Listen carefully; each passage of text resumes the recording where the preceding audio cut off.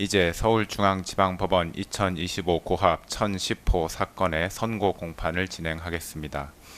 먼저 당사자 및 소송 관계인의 출석을 확인하겠습니다. 특별검사 측에서는 어느 분이 나오셨습니까? 네, 바우스 특별검사부 차병곤, 김다락, 장지영, 김구열, 유승재 검사 출석했습니다.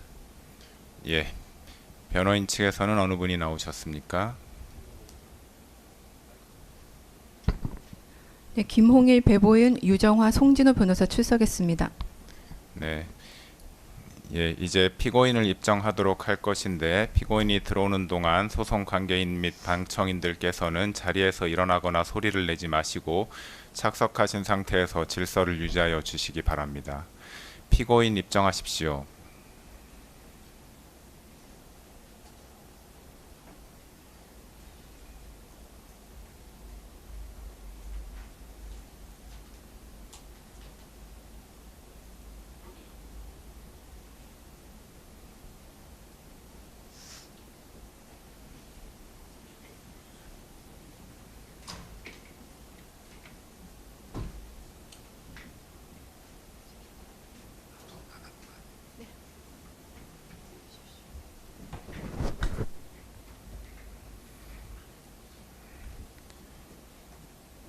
예, 피고인 판결 선고는 피고인이 착석한 상태에서 진행하겠습니다.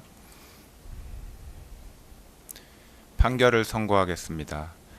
특별검사가 제출한 공소장에 기재된 피고인에 대한 죄명은 특수공무집행 방해죄, 허위공문서 작성죄, 허위작성 공문서 행사죄, 대통령 기록물 관리에 관한 법률 위반죄, 공용서류 손상죄, 직권남용 권리행사 방해죄, 대통령 등의 경호에 관한 법률 위반 교사죄 및 범인 도피 교사죄입니다. 공소사실의 요지는 다음과 같습니다. 국무위원 심의권 침해 관련 직권남용 권리행사 방해 범행 부분입니다. 피고인은 2024년 12월 3일 22시경을 기하여 대한민국 전역에 비상계엄을 선포하기에 앞서 같은 날 20시경 국무총리 한덕수, 외교부 장관 조태열, 통일부 장관 김영호, 법무부 장관 박성재, 행정안전부 장관 이상민만을 대통령실로 불러 비상계엄 선포 계획을 알렸습니다. 그 다음에 국무회의 의사 정족수를 채우기 위해 국무위원들을 추가로 소집하면서 나머지 13명의 국무위원들 중 자신이 임의로 선정한 기획재정부 장관 최상목, 농림축산식품부 장관 송미령, 보건복지부 장관 조규홍, 중소벤처기업부 장관 오영주, 국토교통부 장관 박상우, 산업통상자원부 장관 안덕근 등 6명에게만 연락하여 이유는 알려주지 않은 채 대통령실로 오도록 지시하고 이 6명 중 최상목, 송미령, 조규홍, 오영주가 대통령실에 도착하여 국무회의 정족수인 11명이 채워지게 되자 회의를 종료하고 22시 27분경 비상계엄을 선포하였습니다. 그럼으로써 출석하라는 연락을 받지 못한 교육부 장관 이주호, 과학기술정보통신부 장관 유상임, 국가보훈부 장관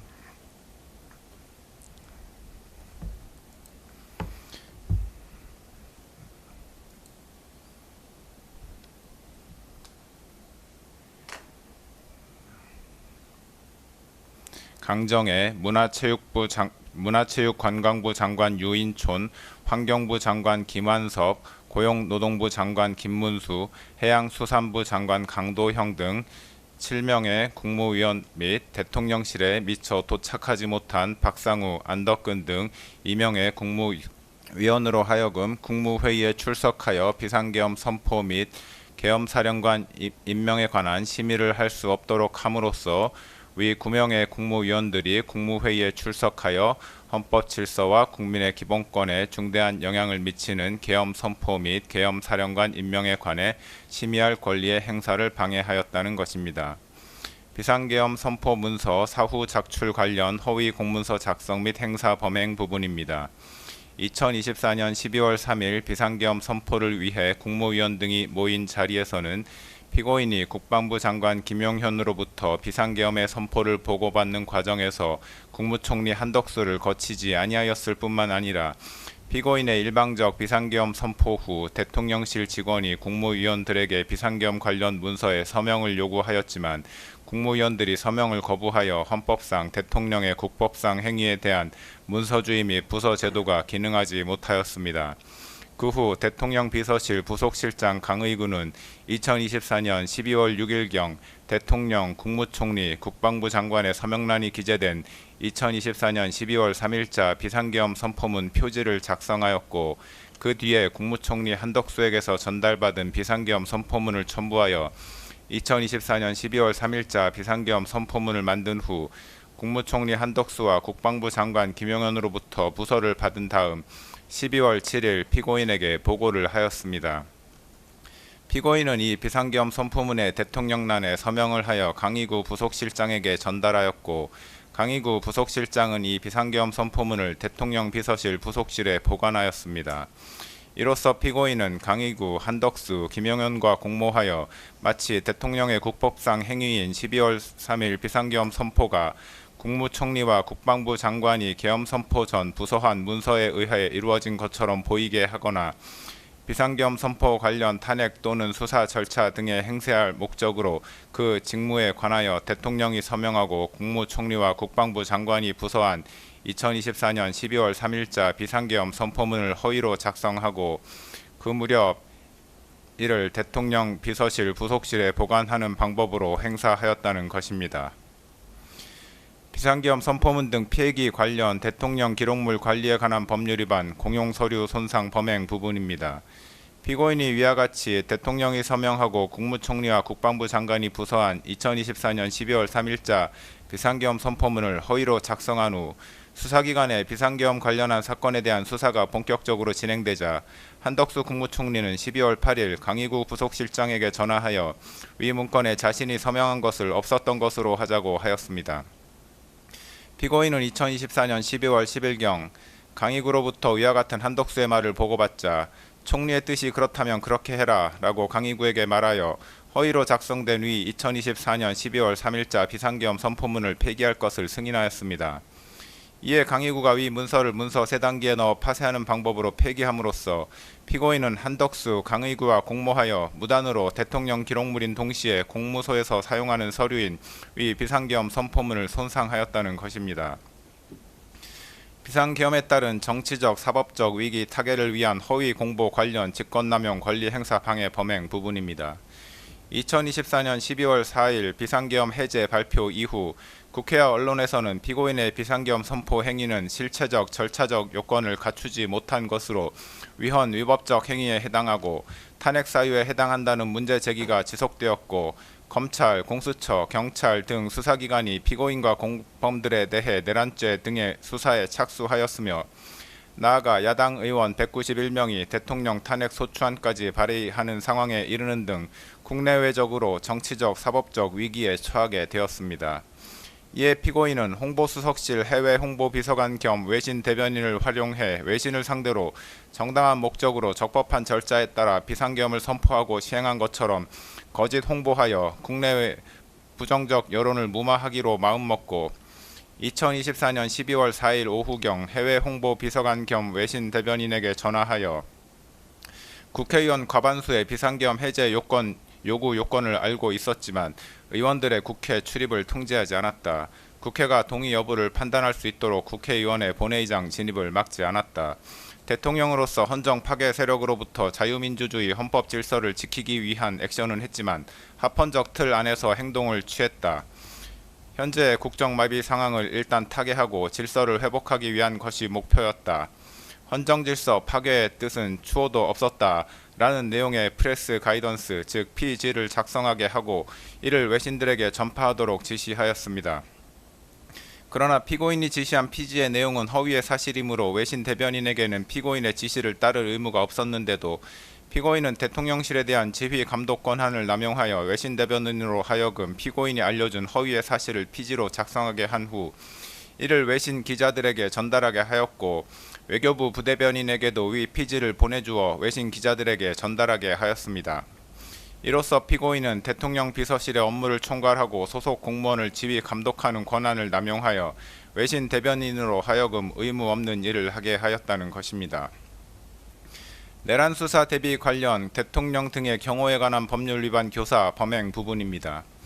2024년 12월 4일 비상계엄 해제 이후 검찰, 공수처, 경찰 등 수사기관이 내란 등 혐의와 관련하여 피고인과 국군 방첩사령관 여인형, 수도방위사령관 이진우, 육군 특수전사령관 곽종근 등에 대한 수사에 착수하였다는 사실이 대대적으로 언론에 보도되었습니다. 그러자 피고인은 2024년 12월 7일 군 사령관들에게 지급한 비화폰을 관리하는 경호처 차장 김성훈에게 전화하여 경호처의 비화폰 관리 담당자로 하여금 여인형, 이진우, 곽종근이 사용하는 비화폰 단말기의 통화 기록 등 정보를 수사기관이 볼 수 없도록 조치하게 하라고 지시하였습니다. 피고인으로부터 지시를 받은 김성훈은 같은 날 경호처에서 김모 지원본부장에게 전화하여 여인형, 이진우, 곽종근이 사용하는 비화폰 단말기의 통화 기록 등 정보를 수사기관이 볼 수 없게 조치하라고 지시하였습니다. 이로써 여인형 등이 사용하는 비화폰 단말기의 통화 기록 등 정보를 수사기관이 볼 수 없도록 하기 위하여 경호처 차장 김성훈으로 하여금 지원본부장을 상대로 직권을 남용하도록 교사하였다는 것입니다. 2024년 12월 30일자 체포 및 수색영장 등 재판 집행 관련 특수공무집행 방해, 직권남용 권리행사 방해 및 범인 도피 교사 범행 부분입니다. 2024년 12월 4일 비상계엄이 해제된 후 검찰, 공수처, 경찰에서는 내란 혐의와 관련하여 피고인 및 공범자들에 대한 수사에 착수하였습니다. 공수처는 2024년 12월 16일경부터 2024년 12월 26일경까지 피고인에게 출석 요구서를 3회 발송하였으나 피고인은 출석 요구에 응하지 아니하였고 결국 법원은 2024년 12월 30일경 피고인에 대한 체포영장과 수색영장을 발부하였습니다. 법원이 발부한 영장을 집행하기 위해 공수처는 2025년 1월 3일경 체포영장의 집행을 시도하였는데 피고인은 대통령 경호처장 박종준과 차장 김성훈 등에게 체포영장은 불법이므로 이에 응할 수 없다고 하면서 체포영장 등의 집행을 저지하라고 지시하였고 피고인으로부터 지시를 받은 경호처장 박종준과 차장 김성훈은 대통령 경호처 간부회의 등을 통해 대통령의 방침이라면서 이광우 경호본부장 등에게 피고인의 지시사항을 전달하고 군, 경, 병력동원 계획, 차벽 설치 계획 등을 수립하여 영장 집행을 물리적으로 저지하기로 모의하였습니다. 2025년 1월 3일 영장 집행이 개시되자 박종준, 김성훈 등은 대통령 경호처에 배속된 제55 경비단과 제33 군사경찰 경호대에 연락하여 병력 지원을 요청하고 대통령 경호처 소속 공무원 등을 동원하여 공관촌 1정문에서부터 대통령 관저 앞에 이르기까지 대형 버스 등을 차벽으로 설치하여 3중의 저지선을 구축하고 차벽 주변에 대통령 경호처 소속 공무원 등으로 하여금 인간 스크럼을 짜게 하는 등의 방법으로 영장 집행 담당 공무원 등의 대통령 관저 진입을 저지하고 그 과정에서 공수처 소속 검사, 수사관 등 영장 집행 담당 공무원을 가로막고 붙잡고 밀치는 등의 유형력을 행사하였습니다. 이로써 피고인은 박종준, 김성훈, 이광우와 공모하여 경호처 소속 공무원 등 인적 물적 자원을 동원하여 법원이 발부한 체포영장 등 재판의 집행 업무를 수행하는 공무원의 직무 집행을 방해하고 직권을 남용하여 경호처 소속 공무원 등으로 하여금 영장 집행 담당 공무원들에게 유형력을 행사하게 하는 등 의무 없는 일을 하게 하였으며 박종준, 김성훈, 이광우로 하여금 피고인을 도피하게 하도록 교사하였다는 것입니다. 2025년 1월 7일자 체포 및 수색영장 등 재판 집행 관련 직권남용 권리행사 방해 범행 부분입니다. 1차 체포영장의 집행 저지 이후 경호처장 박종준이 2025년 1월 10일경 특수공무집행 방해 등 혐의로 경찰 조사를 받는 과정에서 사직서를 제출하였고 사직서가 수리되어 김성훈 차장이 처장 직무대행직을 맡게 되었습니다. 공수처는 1차 체포영장 등의 집행이 무산된 이후 2025년 1월 7일 피고인에 대한 체포 및 수색영장을 다시 발부받아 2025년 1월 15일 영장 집행을 시도하였습니다. 공수처의 체포영장 등 집행에 응할 수 없다는 피고인의 기조는 경호처장 박종준의 사임으로 처장 직무대행이었던 김성훈과 경호본부장 이광우에게 계속하여 유지되었습니다. 이러한 피고인의 기조에 따라 김성훈, 이광우는 공수처의 체포영장 등 집행을 저지하기 위해 대통령 경호처 소속 공무원 등을 동원하여 공관촌 내 주요 지점에 차벽과 윤형 철조망을 설치하고 인간 스크럼 짜기 훈련을 수차례 실시하였고, 경호처 대테러부 소속 직원들에게 총기를 휴대하고 위력 순찰을 실시하도록 하였습니다. 이로써 피고인은 김성훈, 이광우와 공모하여 대통령 경호처장 등의 권한을 남용하여 소속 공무원으로 하여금 2025년 1월 7일자 체포영장 등 재판의 집행을 저지하기 위해 의무 없는 일을 하게 하였다는 것입니다. 개별 공소사실의 인정 여부에 관해 보겠습니다. 국무위원 심의권 침해 관련 직권남용 권리행사 방해 범행 부분입니다. 피고인은 2024년 12월 3일 비상계엄을 선포한 행위와 관련하여 이 법원에 내란 우두머리 혐의로 공소가 제기되어 현재 재판 계속 중인데, 피고인이 한 국무회의 소집 행위는 계엄 선포 행위 이전에 이루어진 것으로서 대한민국 헌법 및 관계 법령이 규정하는 계엄 선포에 필요한 사전 절차인 국무회의의 심의를 거치기 위한 것에 불과하므로 별건 내란 우두머리죄 공소사실 기재 행위의 실행의 착수 전 단계에서 행하여졌다고 보는 것이 타당합니다. 따라서 이 부분 공소 제기는 이중기소에 해당하지 않습니다. 헌법과 계엄법 등 관계 법령의 문헌과 그 입법 취지 및 대통령의 권한 행사와 관련하여 국무회의의 심의가 갖는 제도적 의의 등을 종합적으로 고려하면 모든 국무위원은 국무회의의 구성원으로 국정을 심의할 권한을 가진다고 판단됩니다. 따라서 대통령이 국무회의를 소집하는 경우 국무위원 전원에게 소집 통지를 하여야 하고, 일부 국무위원에게 소집 통지가 결여된 경우에는 해당 국무위원의 심의권이 침해되었다고 보아야 합니다. 피고인은 자신이 임의로 특정한 일부 국무위원들에게만 국무회의 소집 통지를 하였으므로 통지를 받지 못한 교육부 장관, 과학기술정보통신부 장관, 국가보훈부 장관, 문화체육관광부 장관, 환경부 장관, 고용노동부 장관, 해양수산부 장관 이상 7명의 국무위원들의 심의권을 침해하는 행위를 하였다고 판단됩니다. 피고인은 비상계엄의 밀행성과 신속성의 요청에 기인하여 국무위원들 전체에 대한 소집 통지를 하지 못한 것이므로 통상의 국무회의와 달리 계엄 선포와 관련하여 일부 국무위원에게 소집 통지를 하지 못한 것에는 정당한 사유가 있다고 주장하나, 헌법과 관계 법령상 긴급한 경우에 그와 같이 소집 통지를 하지 않아도 무방하다는 취지의 예외 규정은 없습니다. 피고인이 주장하는 계엄 선포 사유, 즉 당시 야당이었던 더불어민주당의 다수의 고위공직자에 대한 탄핵 시도 내지 탄핵 소추안의 발의, 국가정보원의 선거관리위원회 시스템 점검 결과 등에 의하여 드러난 부정선거 의혹 해소, 국회의 2025년도 예산안 삭감에 따른 안보 공백 상황 초래 등을 고려하여 보더라도 피고인이 비상계엄 선포 이전에 국무위원 전원에 대한 소집 통지를 하지 못한 것을 정당화할 수 있을 정도로 긴급한 상황 하에 있었다고는 보기 어렵습니다. 피고인이 소집 통지를 한 국무위원과 그렇지 아니한 국무위원 사이에 계엄 선포의 보안 유지 필요성과 관련하여 의미 있는 합리적 차이가 존재한다고도 볼 수 없습니다.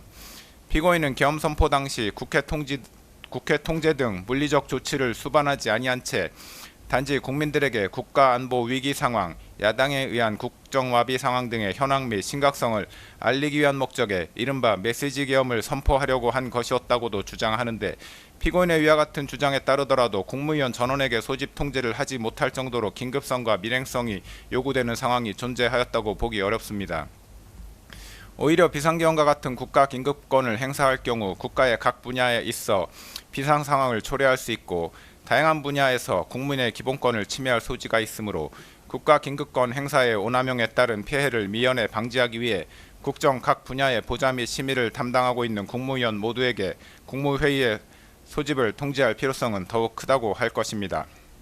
결국 피고인이 교육부 장관, 과학기술정보통신부 장관 등 7명의 국무위원들에 대한 국무회의 소집 통지를 하지 않아 해당 국무위원들이 국무회의에 참석하지 못하도록 한 행위는 직권을 남용하여 위 각 국무위원의 심의권을 침해한 행위에 해당하고, 이에 관한 피고인의 고의 역시 인정된다고 할 것이므로 이 부분 직권 남용 권리 행사 방해죄는 유죄로 인정됩니다. 다만 피고인이 이와 같이 국무위원 7명에 대하여 국무회의 소집 통지를 하지 않았던 것과 달리 기획부 재정부 장관, 농림축산식품부 장관, 보건복지부 장관, 중소벤처기업부 장관, 국토교통부 장관, 산업통상자원부 장관 이상 6명의 국무위원에게는 대통령실로 오도록 연락함으로써 소집 통지를 하였는데, 그중 대통령실에 늦게 도착한 국토교통부 장관과 산업통상자원부 장관은 국무회의에 참석하지 못하였습니다. 그 밑에 대통령의 서명, 작성일자 2024년 12월 3일 국무총리와 국방부 장관의 부서로 구성되어 있습니다. 문서의 기재 형식과 내용에 비추어 보면 이 문서는 작성 권한 있는 공무원인 피고인이 서명의 방식으로 결재함으로써 성립된 문서에 해당합니다. 또한 이 문서는 2024년 12월 3일 비상계엄 선포 전에 일부 국무위원들에게 배포되었던 부서문이 첨부되지 않은 비상계엄 선포문과는 별개의 독립된 역할과 성격을 가진 문서로서 비상계엄 선포문과 함께 계엄 선포와 관련하여 작성되는 문서에 해당한다고 판단됩니다. 이러한 문서의 기재 형식과 내용, 과거 비상계엄 선포와 관련하여 작성되었던 문서와의 형식적, 내용적 유사성, 관련자들의 진술 내용 등을 종합하여 보면 강기구 부속실장은 12.3 비상계엄이 헌법 제82조에서 정한 비상계엄 선포를 위한 절차적 요건을 갖추었다는 점을 증명하기 위하여 문서를 기한하였고, 피고인 스스로도 이 문서가 비상계엄 선포에 관하여 국무총리와 관계 국무위원회 부서를 받은 문서라는 점을 인식하면서 문서에 서명하였다고 할 것이므로 위 문서는 피고인이 그 직무에 관하여 작성한 공문서라고 보는 것이 타당합니다. 그런데 이 문서는 실제로 2024년 12월 6일에 양식이 작성되어 12월 7일에 피고인의 서명이 이루어졌는데도 불구하고 그 내용은 마치 2024년 12월 3일 작성되어 대통령 및 관계 국무위원회 서명이 이루어진 것처럼 기재되어 있으므로 그 자체만으로도 이미 허위의 공문서에 해당합니다. 또한 이 문서의 내용은 대통령인 피고인이 비상계엄 선포 당일인 2024년 12월 3일 관계 국무위원인 국방부 장관과 국무총리의 부서 및 피고인의 결재를 거쳐 문서로서 계엄을 선포한 것처럼 기재되어 있는데, 실제로는 피고인이 계엄을 선포하기 전에 관계 국무위원회 부서가 이루어지지 않았으므로 이 점에서도 이 문서의 내용은 허위입니다.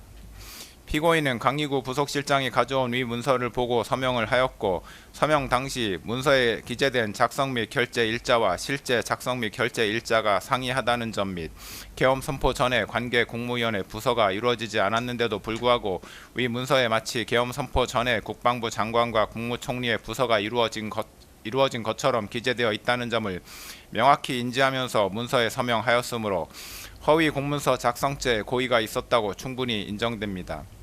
또한 피고인은 향후 비상계엄 선포 요건이 문제가 될 경우 등에 대비하여 비상계엄에 관하여 헌법 제82조에서 정한 문서 주의 및 부서제도 요건을 갖추었다는 점을 증명하기 위한 문서로 사용할 목적으로 위 문서에 서명하였다고 보이므로 문서를 행사할 목적도 있었다고 인정됩니다. 결국 피고인에 대한 허위 공문서 작성죄 공소사실은 유죄로 인정됩니다. 허위 작성 공문서 행사죄에 관하여 봅니다. 허위 작성 공문서 행사죄가 성립하기 위해서는 허위 공문서를 문서가 허위 작성되었다는 사정을 알지 못하는 사람들도 열람할 수 있게 하는 등 문서에 관한 공공의 신용을 위태롭게 하는 행위가 존재한다고 볼 수 있어야 합니다. 그런데 강기구 부속실장은 2024년 12월 7일 작성한 부서문서에 대한 서명이 완료된 후 이를 자신의 사무실 책상 서랍 안에 보관하였다가 한덕수 국무총리에게서 폐기 요청을 받고서 피고인에게 이를 보고한 후 2024년 12월 10일 폐기하였습니다. 강기구 부속실장은 그동안 이를 다른 사람에게 제시하거나 외부에 공고 내지 제출하는 등의 행위는 하지 않았던 것으로 보입니다. 이러한 사정만으로는 위 문서가 허위 작성되었다는 사정을 알지 못하는 다른 사람들이 해당 문서를 열람할 수 있는 상태에 있었다고는 볼 수 없으므로 문서에 관한 공공의 신용을 위태롭게 하는 행위가 존재하였다고 보기 어렵습니다. 따라서 이 부분 공소사실은 범죄의 증명이 없어 무죄라고 판단됩니다. 대통령 기록물 관리에 관한 법률 위반죄 및 공용서류 손상죄 부분입니다. 대통령 기록물 관리에 관한 법률 제2조 제1호는 대통령 기록물을 대통령의 직무 수행과 관련하여 대통령 등의 기관이 생산, 접수하여 보유하고 있는 기록물이라고 정의하고 있습니다. 이 기록물에 해당하기 위해서는 문서, 도서, 대장, 카드, 도면, 시청각물, 전자문서 등 모든 형태의 기록 정보 자료 또는 행정 박물일 것, 대통령의 직무 수행과 관련될 것, 그 생산 또는 접수 주체가 대통령 또는 대통령의 보좌기관, 자문기관 및 경호 업무를 수행하는 기관 또는 대통령직 인수위원회일 것, 생산 또는 접수가 완료되었을 것 이상의 4가지 요건을 갖추어야 합니다.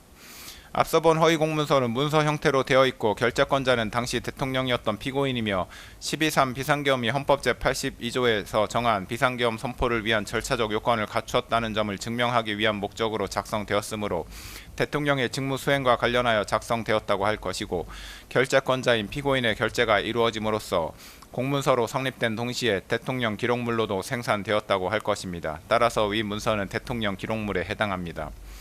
또한 공용서류 손상죄에서 말하는 공용서류란 공무소에서 사용하는 서류 기타 전자기록을 말하는데 그 해당 여부를 판단함에 있어 문서의 완성 여부, 공문서류서의 효력이 생겼는지 여부나 정식 결제 절차를 거쳤는지 등은 관련이 없습니다.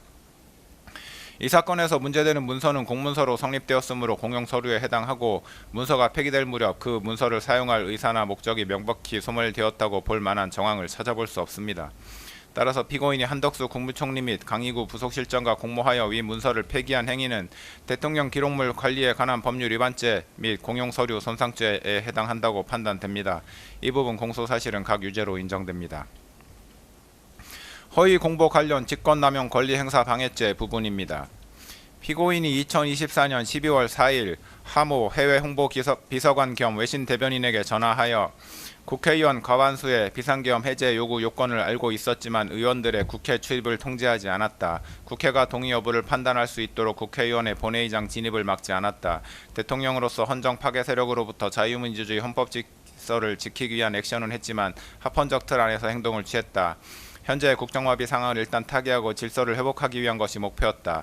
헌정질서 파괴의 뜻은 추호도 없었다. 라는 내용의 피지를 작성하게 하고 이를 외신에 전파하도록 지시한 사실 및 이 지시를 받은 해외 홍보 비서관이 그 내용대로 피지를 작성한 후 이를 외신 기자들에게 전달하였고 외교부 부대변인에게도 피지를 보내주어 외신 기자들에게 전달하게 한 사실은 인정됩니다.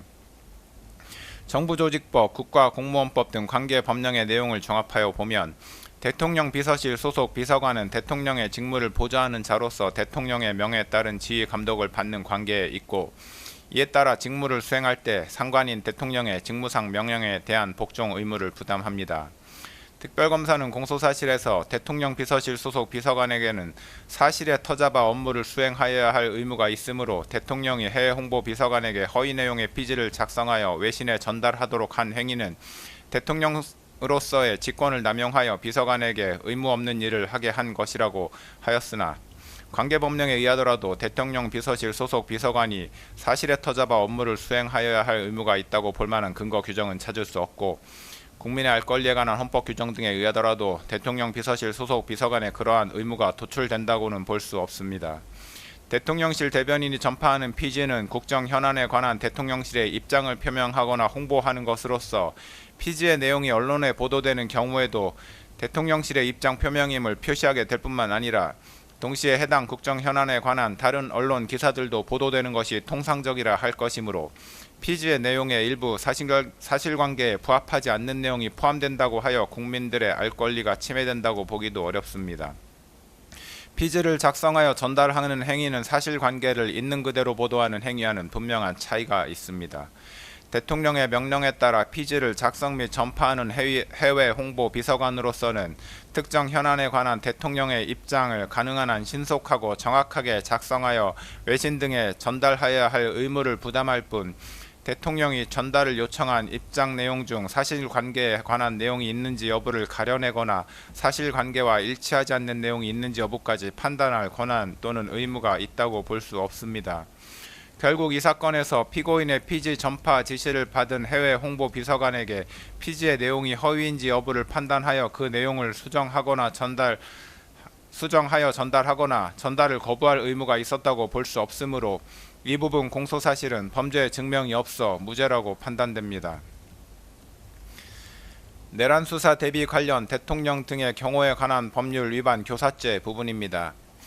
피고인은 경호처가 이미 제출한 비화폰 통화 목록과 비화폰은 위법하게 수집한 증거에 해당하여 증거 능력이 없다고 주장하므로 이에 관하여 봅니다.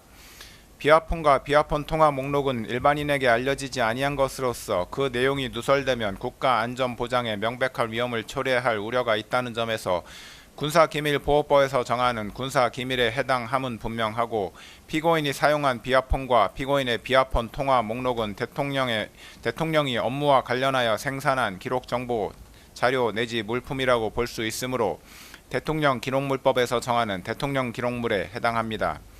그런데 군사기밀보호법은 수사기관의 군사기밀에 대한 압수수색 검증 자체를 제한하고 있지는 않고 압수된 군사기밀의 사후 처리와 관련된 내용만을 정하고 있을 뿐입니다. 대통령기록물법 역시 수사기관의 대통령 기록물에 대한 압수수색 검증 자체를 제한하고 있지 않으며 압수된 대통령 기록물의 사후 처리와 관련된 내용도 정하고 있지 않습니다. 그렇다면 수사기관이 적법하게 발부받은 법원의 압수수색 검증 영장에 따라 군사기밀과 대통령 기록물을 압수하는 것이 군사기밀보호법과 대통령 기록물법에 위반된다고 볼 수는 없습니다. 경찰청 국가수사본부 비상계엄특별수사단 이하 경찰 특수단이라 합니다.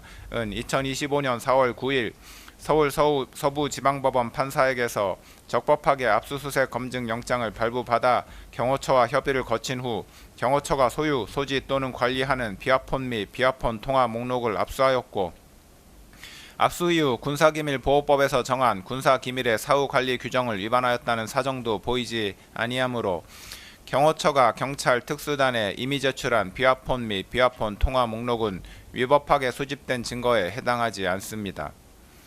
김성훈 경호처 차장의 직권남용에 관하여 봅니다. 국방부는 2024년 12월 6일 곽종근 특수전사령관, 이진우 수도방위 사령관, 여인영 방첩사령관에 대하여 직무정지 처분을 하였는데 경호처장이 위 군사령관들에 대한 암호자재 취급 인가를 해제하지는 않았으므로 군사령관들에 대한 암호자재 취급 인가 자체는 여전히 유효하였다고 보입니다. 따라서 직무정지된 군사령관들이 곧바로 경호처의 비아폰을 반납하지 아니하였다고 하여 그 자체가 보안사고에 해당한다고 해석할 수는 없습니다. 김성훈 차장은 피고인과 군사령관들에 대한 수사가 본격적으로 시작되자 비아폰이 수사기관에 압수될 경우 피고인과 군사령관들 사이의 통화 기록이 확인될 것을 염려한 나머지 보안사고에 해당한다고 하면서 김모 지원본부장에게 비아폰 내 통화 기록 삭제 및 수사기관이 비아폰을 열어보지 못하도록 하는 조치를 할 것을 지시하였습니다. 김성훈 차장의 이러한 지시는 내란 우두머리 혐의 등으로 수사를 받고 있던 피고인의 사적 이익을 추구할 목적에서 이루어졌고 더욱이 지원본부장으로부터 그러한 조치가 증거인멸에 해당할 수 있다는 점을 여러 차례 보고받았으면서도 보안 조치를 종용하였는데 이는 수사기관의 적법한 수사활동을 방해하는 것입니다. 따라서 김성훈 차장은 국가공무원으로서 업무를 수행함에 있어 법령을 준수하여야 할 의무를 위반하였다고 판단됩니다. 김성훈 차장의 지시에도 불구하고 지원본부장은 비아폰에 저장된 통화 기록을 삭제하거나 원격 로그아웃 조치를 하지 아니하여 수사기관이 비아폰을 열어보지 못하게 하는 등 구체적인 권리행사 방해의 결과가 발생하지는 않았습니다. 그러나 구체적인 권리행사 방해의 결과가 발생하지 않았다고 하더라도 대통령 경호법상 직권남용죄는 성립합니다. 피고인은 2024년 12월 7일 김성훈 차장에게 전화하여 비아폰에 대한 조치를 지시하였는데 피고인의 지시는 피고인과 군사령관들에 대한 수사에 대비하기 위한 것으로 이해되고 김성훈 차장으로부터 증거인멸의 우려가 있다는 취지의 보고를 받았는데도 비아폰에 대한 조치를 재차 지시하였습니다. 피고인의 김성훈 차장에 대한 위와 같은 지시는 결국 수사기관이 비아폰을 열어볼 수 없도록 조치하라는 것이었습니다. 김성훈 차장에게 대통령 경호법상 직권남용죄가 성립하는 이상 김성훈 차장에게 위와 같은 지시를 한 피고인에게는 대통령 경호법 위반 교사죄가 성립한다고 보는 것이 타당합니다. 이 부분 공소사실은 유죄로 인정됩니다. 공수처의 2024년 12월 30일자 체포영장 등의 집행 저지와 관련한 피고인의 특수공무집행 방해, 직권남용 권리행사 방해, 범인 도피 교사 범행에 관하여 봅니다.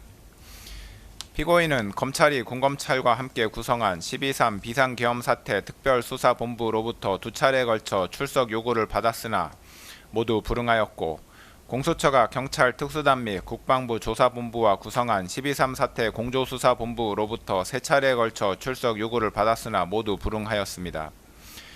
공수처는 2024년 12월 30일 서울 서부지방법원에 피고인을 내란 우두머리 등 혐의로 체포할 수 있도록 하는 체포영장을 청구하여 같은 날 위 법원에서 체포영장과 수색영장을 발부받았습니다. 이 수색영장에는 본건 수색영장은 별도로 발부하는 피의자에 대한 체포영장의 집행을 위한 피의자의 소재 발견을 위하여만 발부하고 압수 및 압수를 위한 수색을 불허하므로 형사소송법 제110조, 제111조가 적용되지 않음이라는 기재가 포함되어 있었습니다. 이 체포영장과 수색영장을 발부받은 공수처가 피고인의 직권남용 권리행사 방해 및 내란 우두머리 혐의에 관하여 수사권이 있는지에 관하여 봅니다. 공수처는 고위공직자 범죄 및 관련 범죄에 관하여 수사권이 있습니다. 형법 제123조의 직권남용 권리행사 방해죄는 공수처가 수사할 수 있는 고위공직자 범죄에 해당합니다. 피고인은 대통령으로서 헌법 제84조에 따라 내란 또는 외환의 죄를 범한 경우를 제외하고는 재직 중 형사상의 소출을 받지 아니하나 헌법 제84조는 형사상 소출을 받지 아니한다고만 규정하고 있을 뿐이고 헌법 및 법률에서 대통령에 대한 수사를 제한하고 있지는 아니한 점, 수사기관의 수사는 형사상 소출을 반드시 전제하는 것은 아니므로 형사상 소추와 수사기관의 수사는 분명히 구분된다는 점 등에 비추어 보면 공수처는 대통령 신분이었던 피고인의 형법상 직권남용 권리행사 방해 혐의에 대하여 수사를 할 수 있다고 판단됩니다. 공수처는 피고인의 직권남용 권리행사 방해 혐의에 대하여 수사를 하던 중 피고인의 내란 우두머리 혐의가 직권남용 권리행사 방해의 관련 범죄에 해당한다고 판단하여 피고인의 내란 우두머리 혐의에 대한 수사에 착수하였습니다. 피고인의 직권남용 권리행사 방해 혐의와 내란 우두머리 혐의는 사실관계가 동일하여 중간행위나 다른 원인의 매개 없이 직접 연결되고 직권남용 권리행사 방해 혐의에 대한 수사 과정에서 자연스럽게 피고인의 내란 우두머리 혐의가 드러날 수밖에 없는 관련성이 인정되므로 공수처는 피고인의 내란 우두머리 혐의를 관련 범죄로서 수사할 수 있습니다. 따라서 공수처는 피고인의 직권남용 권리행사 방해 및 내란 우두머리 혐의에 관하여 모두 수사권이 있습니다. 2024년 12월 30일자 체포영장 등이 관할을 위반한 것인지에 관하여 봅니다. 공수처법상 대통령이었던 피고인에 대한 내란 우두머리죄 및 직권남용 권리행사 방해죄는 공수처에 수사권이 있기는 하지만 공수처 검사가 직접 공소를 제기할 수 있는 범죄는 아닙니다. 이 경우 공수처는 수사관계 서류와 증거물을 서울중앙지방검찰청 소속 검사에게 송부하여야 하는데 서울중앙지방검찰청이 공수처로부터 송부받은 사건을 반드시 서울중앙지방법원에 공소 제기해야 하는 것은 아닙니다. 공수처법은 공수처검사가 공소를 제기하는 고위공직자 범죄 등 사건의 제1심 재판은 서울중앙지방법원에 관할로 한다라고 정하고 있을 뿐입니다. 한편으로 공수처법은 형사소송법을 준용하도록 하고 있으므로 결국 공수처의 영장 청구에 관한 재판의 관할은 형사소송법에 따라 정해진다고 보는 것이 타당합니다. 피고인의 내란 우두머리 및 직권남용 권리행사 방해 범행은 서울 용산구에 위치한 대통령실에서 이루어졌고 공수처가 피고인의 혐의 사실에 대하여 수사할 당시 피고인은 서울 용산구에 있는 대통령관저에서 거주하였으므로 형사소송법에 따라 서울 용산구를 관할하는 서울 서부지방법원의 형사소송법상 토지관할이 인정됩니다. 따라서 공수처가 피고인에 대한 체포영장 등을 서울 서부지방법원에 청구하여 이 법원에서 영장을 발부받은 것은 관할 위반에 해당하지 않습니다. 서울 서부지방법원의 2024년 12월 3일자 수색영장에 본건 수색영장은 별도로 발부하는 피의자에 대한 체포영장의 집행을 위한 피의자의 소재 발견을 위하여만 발부하고 압수 및 압수를 위한 수색을 보라하므로 형사소송법 제110조, 제111조가 적용되지 않음 이라고 기재되어 있는 것으로 인하여 이 영장이 위법 무효인지에 관하여 봅니다. 형사소송법 제110조 제1항은 군사상 비밀을 요하는 장소는 그 책임자의 승낙 없이는 압수 또는 수색할 수 없다고 규정합니다. 이 조항이 군사상 비밀이라는 대상 또는 목적물에 관한 규정인지 군사상 비밀을 요하는 장소라는 장소적 제한에 관한 규정인지가 불분명하나 군사상 비밀이라는 대상 또는 목적물에 관한 규정으로 이해하는 것이 타당합니다. 그렇다면 군사상 비밀은 물건의 발견을 목적으로 하는 수색의 경우에는 위 조항에 따라 책임자의 승낙이 없이는 수색을 할 수 없지만 군사상 비밀을 요하는 장소에서 피의자를 체포하기 위한 수색의 경우에는 위 조항이 적용되지 않는다고 해석해야 할 것입니다. 나아가 위 조항은 수사기관의 압수 또는 수색과 같은 대물적 강제처분에 관한 것이므로 체포와 같은 대인적 강제처분에 있어서는 적용되지 않음이 분명합니다. 그렇다면 군사상 비밀을 요하는 장소에서 피의자를 체포하기 위한 수색 및 그에 따른 체포에 관하여는 형사소송법 제110조가 적용되지 않으므로 책임자의 승낙이 없었다고 하더라도 위법하다고 볼 수 없습니다. 서울 서부지방법원 영장 담당 판사가 일부 기각 취지를 밝히면서 형사소송법 제110조, 제111조가 적용되지 않음이라고 기재하였더라도 이와 같은 내용이 새로운 법률적인 효과를 발생시키는 것은 아닙니다. 그렇다면 설령 형사소송법 제110조가 장소적 제한에 관한 규정에 해당하기 때문에 군사상 비밀을 요하는 장소에서 피의자를 체포하기 위한 수색의 경우에도 책임자의 승낙을 받아야 한다고 해석하더라도 수색영장에 기재된 형사소송법 제110조, 111조가 적용되지 않음 이라는 내용은 무익적인 기재사항에 불과하다고 보아야 할 것이므로 그 부분을 제외한 나머지 부분에 관하여 수색영장은 여전히 유효하다고 판단됩니다. 결국 이 수색영장은 헌법과 법률 정에 위배되지 아니하므로 유효한 영장이라고 할 것입니다. 대통령 관저를 포함한 공관촌이 형사소송법 제110조 제1항에서 정하는 군사상 비밀을 요하는 장소임은 분명하고 그 책임자는 박종준 경호처장이었습니다. 박종준 경호처장은 공수처가 2024년 12월 30일자 체포영장 등의 집행을 위하여 2024년 12월 31일과 2025년 1월 1일에 경호처에 협조 요청 공문 및 허가 요청 공문을 보낸 데 대하여 아무런 답변을 하지 않았고 2025년 1월 3일 공수처가 위 체포영장 등을 집행하는 과정에서는 형사소송법 제110조를 이유로 영장 집행에 대한 승낙을 거부하였습니다. 그런데 군사상 비밀을 요하는 장소에서 피의자를 체포하기 위한 수색 및 그에 따른 체포에 관해서는 형사소송법 제110조가 적용되지 않으므로 책임자의 승낙이 없다고 하더라도 체포영장 집행을 위한 수색 및 체포가 위법하다고 볼 수 없습니다. 설령 형사소송법 제110조가 적용되어 책임자인 경호처장의 승낙이 필요하다고 해석하더라도 같은 조 제2항에 따라 해당 장소의 책임자는 국가에 중대한 이익을 해하는 경우를 제외하고는 승낙을 거부하지 못하는데 국회에서 탄핵소추가 의결되어 대통령으로서의 권한 행사가 정지되어 있었던 피고인을 내란 우두머리 및 직권남용 권리행사 방해 혐의로 체포하는 것이 국가에 중대한 이익을 해하는 경우에 해당한다고 볼 수는 없으므로 책임자인 경호처장은 영장 집행을 승낙하였어야 할 것입니다. 따라서 경호처장의 수색영장 집행 승낙 거부는 형사소송법 제110조 제2항을 위반한 것으로 그 효력이 없다고 보아야 하므로 어떻게 보더라도 공수처가 경호처장의 승낙 없이 2024년 12월 30일자 체포영장 등의 집행에 나아간 것은 적법합니다. 공수처는 2025년 1월 3일 오전에 공관촌에 도착하여 2024년 12월 30일자 체포영장 등을 집행함에 있어 영장을 박종준 경호처장, 김성훈 차장, 이광우 경호본부장 등에게 지시하였고 박종준, 김성훈, 이광우 등은 이를 모두 확인하였습니다. 비록 공수처가 당시 공관촌 제1정문 앞에 나와있던 도모 변호사에게 체포영장 등을 제시하지는 않았던 것으로 보이나 당시 위 변호사는 이 사건에 관한 피고인의 변호인이 아니었으므로 공수처가 피고인의 변호인 조력권을 침해하였다거나 영장 집행이 위법하였다고 볼 수 없습니다.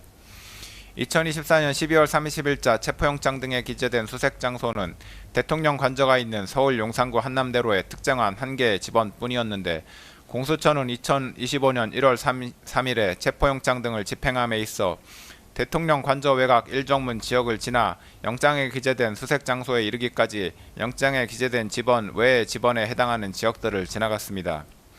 수색이란 물건 또는 사람을 발견하기 위하여 일정한 장소나 물건, 사람의 신체를 뒤지는 강제 처분을 의미하므로 수색 장소로 이동하는 행위를 수색이라고 볼 수는 없고 수색영장의 집행을 위하여 수색 장소로 이동하는 행위는 압수수색영장의 집행에 필요한 처분으로서 허용됩니다. 다만 집행의 목적을 달성하기 위한 필요 최소한도의 범위 내에서 그 수단과 목적에 비추어 사회통념상 상당한 행위여야 하는데 당시 공수처가 영장에 기재된 수색장소로 이동하기 위해서는 대통령 관저 외곽 1정문 지역 등을 지날 수밖에 없었고 영장 집행 담당 공무원 등이 수색장소로 이동하였던 것 외에 수색장소에 기재되지 아니한 곳에서 수색행위를 하였다는 정황은 보이지 않습니다. 따라서 영장 집행 담당 공무원 등이 수색장소로 이동하기 위하여 수색영장에 기재되지 아니한 다른 지역을 통과한 행위는 수색영장 집행에 필요한 처분에 해당하여 적법합니다. 2024년 12월 30일자 체포영장 등을 집행하는 과정에서 영장 집행 담당 공무원 등은 공관촌 내에서 사진 또는 동영상을 촬영하여 체증을 하였습니다. 공관촌이 군사기지 및 군사시설보호법에서 정하고 있는 군사기지 또는 군사시설에 해당함은 분명합니다. 그런데 대통령 관저의 주둔지 부대장인 제55 경비단장은 수사기관에서 영장집행 담당 공무원 등의 출입을 허가하였다고 진술하였습니다. 또한 군사기지법에 따르면 군사기지 또는 군사시설의 촬영은 허용되지 않지만 관련 법조문의 해석상 수사기관이 수색영장의 집행에 필요한 처분으로서 촬영을 하는 것이 전면 금지된다고 볼 수는 없고 목적 달성의 필요 최소한의 범위 내에서 허용된다고 보입니다. 체증 영상 및 사진을 촬영한 주체는 수사기관이고 촬영 목적도 범죄수사 및 재판 과정에서 증거로 사용하기 위한 것이었던 것으로 보이며 이로 인하여 군사기지 및 군사시설 보호에 어떠한 장애가 발생한 것으로 보이지도 않습니다. 체증 영상 및 사진의 공관촌의 전체적인 구조, 구체적인 경호 계획 등과 같은 높은 수준의 보안을 요하는 군사상 비밀이 촬영되지도 않았습니다. 이러한 사정들에 비춰보면 체증 영상 및 사진은 목적 달성을 위한 필요 최소한의 범위 내에서 촬영된 것으로 보이므로 군사기지법을 위반하였다고 볼 수 없습니다. 결국 영장집행 담당 공무원 등의 2024년 12월 30일자 체포영장 등 집행은 적법하였고, 이 과정에서 촬영되고 이후 편집된 체증자료 및 이러한 체증자료를 제시하고 관련자들을 신문한 결과를 기재한 진술조서 등은 모두 적법하게 수집한 증거로 판단됩니다. 2024년 12월 30일자 체포영장 집행 전에 박종준 경호처장은 김성훈 차장, 경호처 각 본부장, 경찰관리관, 군사관리관 등과 함께 간부회의를 하면서 체포영장 등의 집행에 응할 수 없다는 방침을 밝혔고, 김성훈 차장, 이광우 경호본부장 등과 함께 관저지역 침투에 대비하여 1, 2, 3차에 걸쳐 차벽을 설치한다는 내용의 차벽 설치 계획을 수립하고 차벽을 설치하였으며, 제55 경비단, 제33 군사경찰 경호대 병력을 동원하라는 지시를 하였습니다. 이후 2025년 1월 3일 오전에 공수처에서 2024년 12월 30일자 체포영장 등을 집행하기 위해 공관촌 1정문에 도착한 후 1정문을 밀어서 공관촌 내부로 진입하자 박종준 경호처장은 김성훈 차장과 이광우 경호본부장에게 영장집행 담당 공무원 등의 공관촌 내 진입을 차단하라고 지시하였습니다. 박종준 경호처장 등의 지시에 따라 경호처 소속 공무원들은 차벽 설치 계획에 따라 마련된 1차, 2차, 3차 저지선에서 영장집행 담당 공무원 등에게 유역력을 행사하며 영장집행을 저지하였습니다. 결국 그날 영장집행에 나아갔던 공수처 검사들과 담당 공무원 등은 영장집행을 중단하고 복귀하였습니다. 이와 같이 박종균 경호처장, 김성훈 차장, 이광우 경호본부장은 이 부분 공소사실 기재 범행을 사전에 공모하였고, 이러한 공모에 따라 영장집행 담당 공무원 등이 2024년 12월 30일자 체포영장 등을 집행하지 못하도록 경호처 소속 공무원들을 지휘하여 경호처 소속 공무원들이 영장집행 담당 공무원 등에게 유역력을 행사하도록 한 사실이 인정됩니다. 그리하여 박종준 경호처장, 김성훈 차장, 이광우 경호본부장은 공수처의 2024년 12월 30일자 체포영장 등의 집행을 방해하고 직권을 남용하여 경호처 소속 공무원들에게 의무 없는 일을 하게 하였으며, 벌금형 이상의 범죄를 저지른 피고인을 도피하도록 한 것으로 판단됩니다. 특별검사는 공소사실에서 김신 경호처 가족경호부장도 박종준 경호처장 등과 공모하여 이 범행을 한 것으로 기재하였으나, 가족경호부장의 지위에 있었던 김신은 본부장급이 참여하는 간부회의에 참석하지 않았던 것으로 보이고, 가족데스크에 추가로 비치되었던 3단본과 케이블 타이의 비치를 자신이 지시하지도 않은 것으로 보이는 점 등에 비추어 보면 제출된 증거만으로는 김신이 박종준 경호처장 등과 이 부분 범행을 공모하였다고 인정하기 어렵습니다.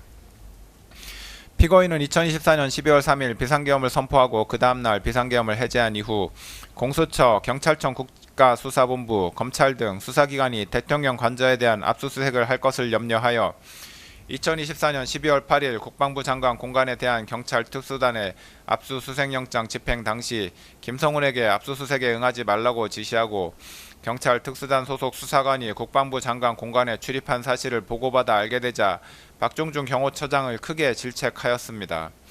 피고인은 비상계엄 해제 이후부터 줄곧 자신에 대한 수사기관의 수사에 불만을 가지면서 수사에 협조할 의사가 없음을 박종준 경호처장, 김성훈 차장 등에게 여러 차례 밝혔고, 이러한 피고인의 입장은 공수처의 2024년 12월 30일자 영장집행 당시에도 유지되었습니다.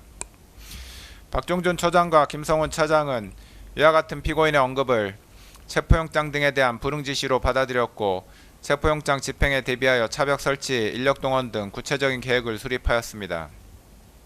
피고인은 박종준 처장과 김성훈 차장으로부터 영장집행 담당 공무원 등이 2024년 12월 30일자 체포영장 등을 집행하기 위하여 공관촌에 진입하는 과정, 이를 경호처 소속 공무원들이 저지하는 과정, 공수처 검사와 박종준 처장이 협의하는 과정 등 전반적인 2024년 12월 30일자 체포영장 등의 집행 과정을 보고받았고, 공수처 검사가 이 정문을 확인하지 못하도록 하는 등 공수처의 2024년 12월 30일자 체포영장 등 집행에 불응하겠다는 입장을 보였습니다. 피고인이 2024년 12월 12일부터 국회 탄핵소추 의결로 인하여 권한 행사가 정지되었기 때문에 그때부터 2025년 1월 3일까지 대통령으로서 직무 권한을 가지지 못하였음은 분명하나, 이 부분 공소사실은 피고인이 박종준 경호처장, 김성훈 차장, 이광우 경호본부장과 공모하여 그들의 직권을 남용하여 경호처 소속 공무원으로 하여금 의무 없는 일을 하게 하였다는 것이고, 형법 제33조 본문에 따라 신분범의 경우 비신분자와 공범이 될 수 있으므로 피고인에 대해서 직권남용 권리행사 방해죄 공모 공동 정범이 충분히 성립합니다. 따라서 피고인에 대한 이 부분 특수공무집행 방해죄, 직권남용 권리행사 방해죄, 범인도피 교사죄의 공소사실은 모두 유죄로 인정됩니다.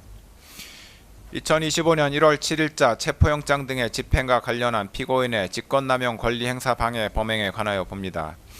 공수처는 2024년 12월 30일자 체포영장 등의 유효기간이 만료되자 2025년 1월 6일 서울 서부지방법원에 피고인에 대한 체포 및 수색영장을 다시 청구하여 1월 7일에 이를 발부받았습니다. 이후 공수처는 2025년 1월 15일에 이 체포영장 등을 집행하였습니다.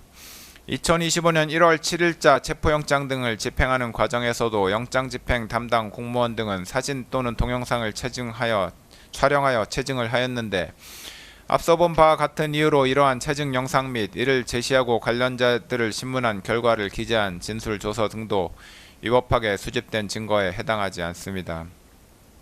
공수처는 2025년 1월 7일자 체포영장을 집행함에 있어서 당시 박종준 경호처장의 사직으로 인하여 경호처장 직무 대리로서 책임자의 지위에 있었던 김성훈 차장의 영장 집행에 관한 승낙을 받지 아니하였고 영장 집행을 위하여 영장에 기재된 수색장소 이외의 지역들을 통과하였는데 앞서 본 바와 같은 이유로 이러한 사정들로 인하여 영장 집행이 위법하였다고 볼 수는 없습니다. 2024년 12월 30일자 체포영장 등의 집행이 저지된 이후에도 박종준 처장, 김성훈 차장, 이광우 경호본부장 등 경호처 지휘부는 영장 집행에 응할 수 없다는 입장을 그대로 유지하였고 박종준이 경호처장에서 사직한 이후 김성훈 차장과 이광우 경호본부장은 경호처 소속 공무원들에게 공수처의 영장 집행에 대해서 더욱 강경한 입장을 피력하면서 영장 집행에 대비하여 차벽 및 윤형 철조망 설치, 인간 스크럼 훈련, 총기 배치와 위력 순찰을 지시하였습니다. 이러한 업무들은 경호 업무와 관련 없는 것이므로 김성훈 차장과 이광우 경호본부장은 직권을 남용하여 경호처 소속 공무원으로 하여금 의무 없는 일을 하게 한 것으로 판단됩니다.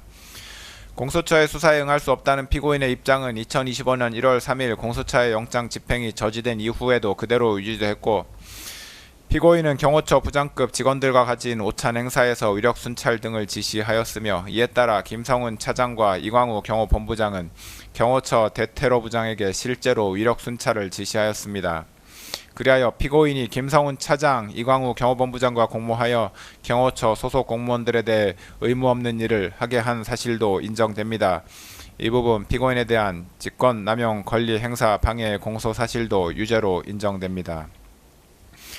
이상에서 본 바와 같이 공소사실 중 국무위원들의 심의권 침해 관련 직권남용 권리행사 방해죄 중 소집 통지를 받지 못했던 국무위원 7인에 대한 부분, 허위공문서 작성죄, 대통령 기록물 관리에 관한 법률 위반죄, 공용서류 손상죄, 대통령 등의 경호에 관한 법률 위반 교사죄, 특수공무집행 방해죄, 1차 체포 및 수색영장 집행 저지 관련 직권남용 권리행사 방해죄 및 2차 체포 및 수색영장 집행 저지 관련 직권남용 권리행사 방해죄, 범인도피 교사죄는 각 유죄로 인정되고 국무위원들의 심의권 침해 관련 직권남용 권리행사 방해죄 중 소집 통지를 받았으나 미처 출석하지 못한 국무위원 2인에 대한 부분, 허위 작성 공문서 행사죄, 허위 공보 관련 직권남용 권리행사 방해죄는 각 무죄로 판단됩니다.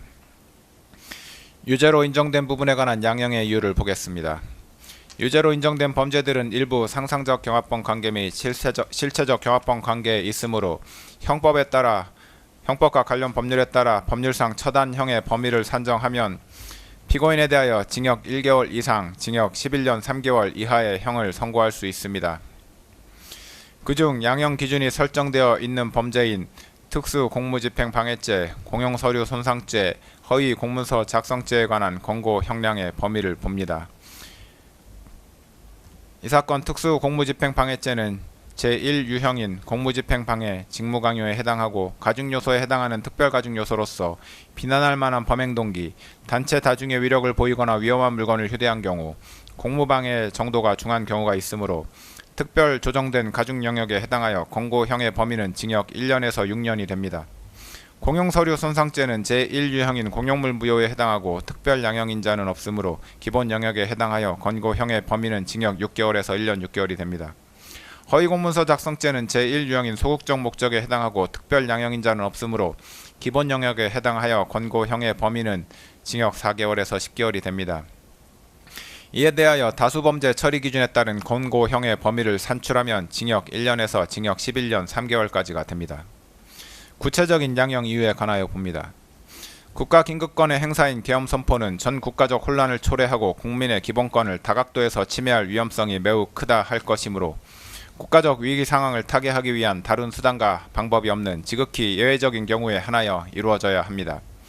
대한민국 헌법 및 계엄법에서 계엄 선포에 관하여 국무회의의 심의를 특별히 명시하고 있는 것 역시 이와 같은 위험성을 가진 대통령의 국가긴급권 행사 권한의 오남용을 막고 그 독단을 견제하기 위함이므로 대통령으로서는 계엄 선포 여부를 결정함에 있어 평시에 국가 현안에 관한 국무회의에 있어서보다 국무위원 전원의 의견을 더욱 경청하고 신중을 기하였어야 합니다. 그런데 피고인은 12.3 비상계엄 선포에 관하여 전례 없이 자신이 특정한 일부의 국무위원들에게만 국무회의 소집을 통지하여 국무회의를 개최함으로써 헌법과 계엄법의 규정을 정면으로 위반하여 통지를 받지 못한 국무위원들의 심의권을 침해하였습니다. 피고인은 이에 그치지 않고 더 나아가 계엄 선포에 관하여 헌법에서 정한 국무총리 및 관계 국무위원회 사전 부서가 적법하게 이루어진 것처럼 허위로 문서를 작성하는 데 가담하였고 이후 대통령 기록물이자 공용서류에 해당하는 이 문서를 적법한 절차에 의하지 않고 임의로 폐기하였습니다. 피고인은 대통령으로서 누구보다 헌법을 소화하고 법질서를 준수할 의무가 있는데도 도리어 헌법과 관련 법령에서 대통령의 독단과 권력의 남용을 방지하기 위하여 규정한 절차적 요건을 경시하는 태도를 보였으므로 이는 비난받아 마땅합니다. 한편 피고인은 대통령으로서 법질서를 존중할 의무를 부담하는데도 이를 저버린 채 비상계엄 선포와 관련한 범죄 혐의로 수사를 받는 과정에서 경호처 소속 공무원들을 이용하여 자신에 대한 수사기관의 적법한 영장 집행을 저지하거나 증거인멸을 시도하였습니다. 특히 피고인은 자신이 대통령으로서 가지는 막강한 영향력을 남용하여 경호처 소속 공무원들로 하여금 적법한 영장 집행을 저지하게 하였는데 이는 일신의 안위와 사적인 이익을 위하여 대한민국에 충성하는 경호처 소속 공무원들을 사실상 사병화한 것입니다. 이와 같은 공무집행 방해 범행은 정당한 공권력 행사를 무력화시키고 국가의 법질서 기능을 저해하는 중대한 범죄에 해당하는 점, 피고인이 범행에 이르게 된 경위, 구체적인 범행 내용 등에 비춰보면 피고인의 죄질이 매우 좋지 아니합니다. 그런데도 피고인은 이 사건 범행에 관하여 납득하기 어려운 변명으로 일관하면서 자신의 잘못을 반성하는 태도를 전혀 보이고 있지 아니합니다. 이와 같은 점들에다가 당시 대통령이었던 피고인의 이 사건 범행으로 인하여 훼손된 법치주의를 바로 세울 필요성이 있는 점 등을 더하여 볼 때 피고인에게는 그 죄책에 상응하는 엄중한 처벌이 필요합니다. 다만 허위 공문서 작성, 대통령 기록물 관리에 관한 법률 위반 및 공용서류 손상 범행의 경우 피고인이 적극적으로 범행을 주도하거나 확정적인 계획하에 범행하였다고는 보기 어려운 점, 형사처벌을 받은 전력이 없는 초범인 점 등을 피고인에게 유리한 정상으로 참작하고 그 밖에 피고인의 나이, 성행, 환경, 범행의 동기와 경위, 수단과 결과, 범행 후의 정황 등 이 사건 기록과 변론에 나타난 양형의 조건이 되는 여러 사정들을 종합하여 형을 정하기로 합니다.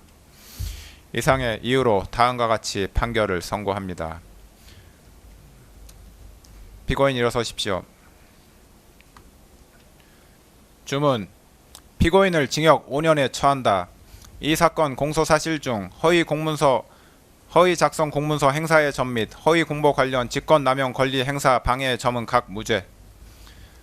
피고인은 이 판결에 불복이 있으면 오늘부터 7일 이내에 이 법원에 항소장을 제출하여 항소할 수 있습니다. 이상으로 판결 선고를 마쳤습니다. 피고인은 퇴정하십시오.